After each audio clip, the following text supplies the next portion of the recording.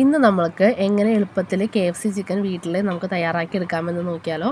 അതിനായിട്ട് ഒരു ബൗളിലേക്ക് കഴുകി വൃത്തിയാക്കിയ ചെറിയ ചെറിയ പീസ് ചിക്കൻ പീസ് ഇടുക. അതിനകത്തേക്ക് ഇഞ്ചി വെളുത്തുള്ളി പേസ്റ്റ്, കുറച്ച് ആവശ്യത്തിന് മുളക് പൊടി, കുറച്ച് ഗരം മസാലപ്പൊടി, ഇത്തിരി കുരുമുളക് പൊടിയും കൂടി ഇടുക.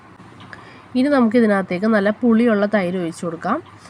പിന്നെ നമുക്ക് ആവശ്യത്തിന് ഉപ്പും കൂടി ഇട്ട് കൊടുത്തിട്ട് നന്നായിട്ട് മിക്സ് ചെയ്തിട്ട് ഒരു മണിക്കൂറൊക്കെ വെച്ചാൽ അത്രയും നല്ലത്, അല്ലെങ്കിൽ അരമണിക്കൂർ, മാക്സിമം അരമണിക്കൂർ നമുക്കൊന്ന് റെസ്റ്റ് ചെയ്യാൻ വയ്ക്കാം.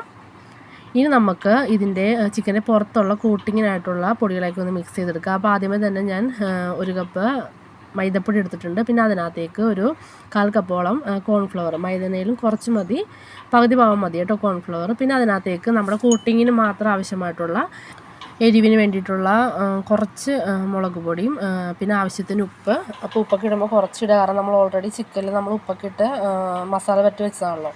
ഇനി നമ്മൾക്ക് ഇതിൻ്റെ കോട്ടിങ് ചെയ്തെടുക്കാം. അതിനായിട്ട് നമ്മൾ ആദ്യം തന്നെ ആ പൊടിയിലേക്കൊന്ന് മിക്സാക്കി നല്ലോണം ഒന്ന് മിക്സാക്കി എടുക്കുക. അങ്ങനെ എല്ലാം നമ്മൾ എടുത്തതിന് ശേഷം ഒരു ബൗളിൽ നല്ല ഐസ് വെള്ളം എടുക്കുക. ഇനി നമുക്ക് നേരത്തെ കോട്ട് ചെയ്ത് വെച്ചിരിക്കുന്ന ആ ചിക്കനില്ലേ, നമ്മൾ പൊടി വെക്കി വെച്ചിരിക്കുന്ന ചിക്കൻ എടുത്തിട്ട് ഒന്നും കൂടി ഈ ഐസ് വാട്ടറിൽ മുക്കിയെടുക്കാം. എന്നിട്ട് നമ്മൾ പിന്നെയും ഒന്നും കൂടി ഒരു കോട്ടിങ് കൊടുക്കണം. അപ്പോൾ അതിനായിട്ട് പിന്നെയും നമ്മളൊന്നും കൂടി നന്നായിട്ടൊന്ന് പൊടി വെച്ചിട്ട് കോട്ട് ചെയ്തെടുക്കാം. ഇനി നമ്മളത് കോട്ട് ചെയ്ത ശേഷം നമുക്ക് നന്നായിട്ട് ഒന്ന് കൈ വെച്ചിട്ട് നന്നായിട്ടൊന്ന് കുടഞ്ഞിങ്ങനെ എടുക്കുക. അപ്പോഴാണ് നമുക്ക് ആ KFCയുടെ പുറത്തുള്ള പോലെ ഇങ്ങനെ മുരുമുരു പോലെ ഇങ്ങനെ നമുക്ക് കിട്ടുള്ളൂ. അതിനുശേഷം നമ്മൾ എണ്ണ ചൂടാക്കിയതിന് ശേഷം അതിനകത്തിട്ട് നന്നായിട്ടൊന്ന് ഫ്രൈ ചെയ്തെടുക്കാം. അപ്പോൾ നമ്മളിത് ആദ്യം തന്നെ ഫ്രൈ ചെയ്യുമ്പോൾ സിമ്മിലിട്ട് ചെയ്യുക, അല്ലെങ്കിൽ നമുക്ക് ഈ പുറം ഭാഗം പെട്ടെന്ന് കരിയും, ഉള്ളു വേവില്ല കേട്ടോ. അപ്പോൾ അങ്ങനെ സിമ്മിലിട്ടിട്ട് ആദ്യം തന്നെ ചെയ്യുക. അങ്ങനെ നമ്മളത് നന്നായിട്ട് ഫ്രൈ ചെയ്തെടുക്കാം. അപ്പോൾ ഞാൻ എല്ലാ ചിക്കനും അതുപോലെ തന്നെ ഫ്രൈ ചെയ്തെടുത്തിട്ടുണ്ട് കേട്ടോ.